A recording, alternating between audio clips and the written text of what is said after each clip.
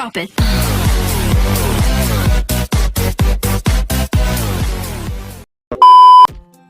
Assalamualaikum warahmatullahi wabarakatuh.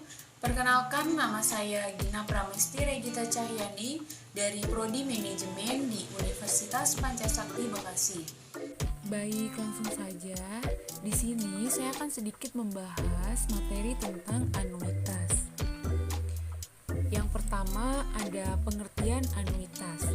Anuitas adalah pelunasan suatu pinjaman dapat dilakukan dengan beberapa cara.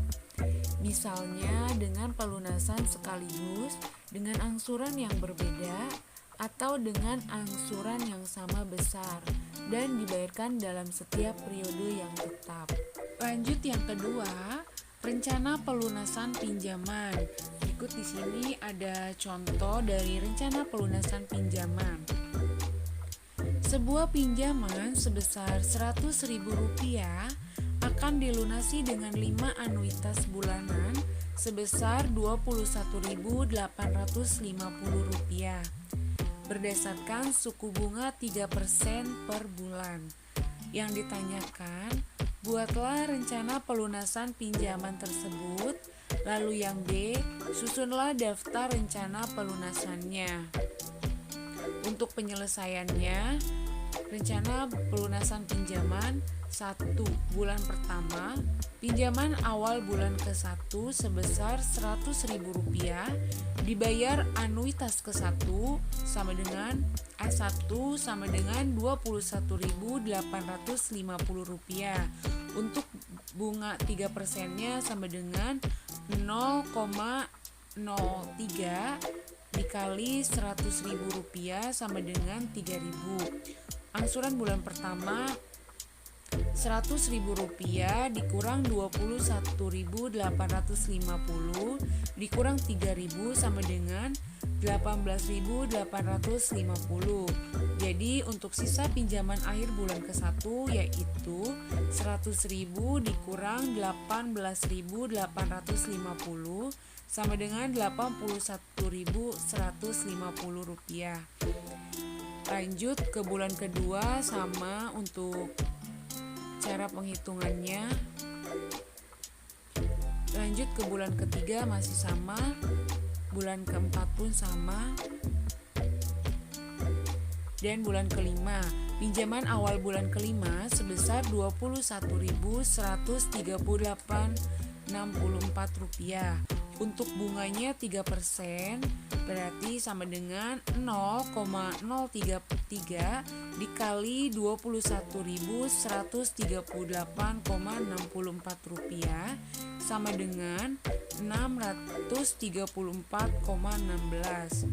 Dibayar anuitas kelima. A5 sama dengan Rp21.772,80. Sisa pinjaman akhir bulan kelima sama dengan lunas. Dengan catatan, pada pembayaran anuitas terakhir atau anuitas kelima tidak dibayar sebesar Rp21.850, melainkan sebesar Rp21.772,80 yang berasal dari pinjaman awal bulan kelima dengan bunga bulan kelima. Hal ini dilakukan karena nilai tersebut sudah lebih rendah daripada anuitas sebesar Rp21.850. Lanjut ketiga, ada perhitungan angsuran ke K atau AK. Berikut contoh, suatu pinjaman sebesar Rp10 juta akan dilunasi dengan anuitas bulanan sebesar Rp500.000 jika suku bunga 3% per bulan. Nah, di sini ditanyakan besarnya bunga pertama dan angsuran pertama, besarnya angsuran ke-7 dan besarnya angsuran ke-9. Berikut jawabannya.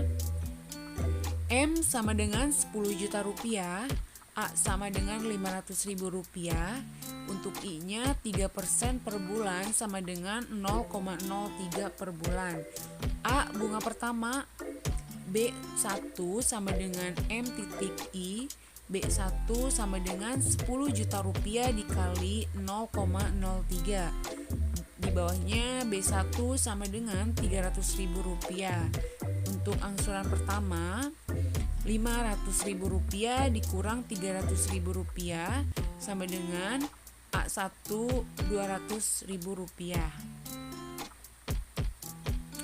Lanjut untuk angsuran ke-7 sama dengan A7 sama dengan A1 dalam kurung 1 ditambah I tutup kurung pangkat 7 dikurang 1. A7 sama dengan 200.000 rupiah dikali buka kurung 1 ditambah 0,03 tutup kurung pangkat 6.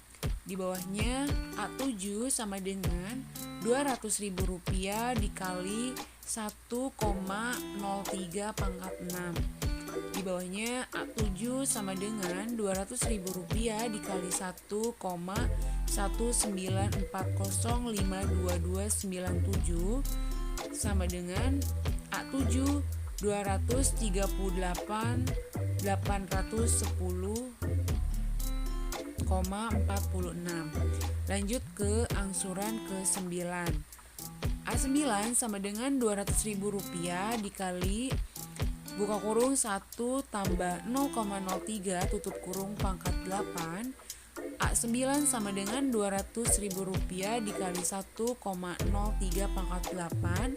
A9 sama dengan 200.000 rupiah dikali 1, sekian.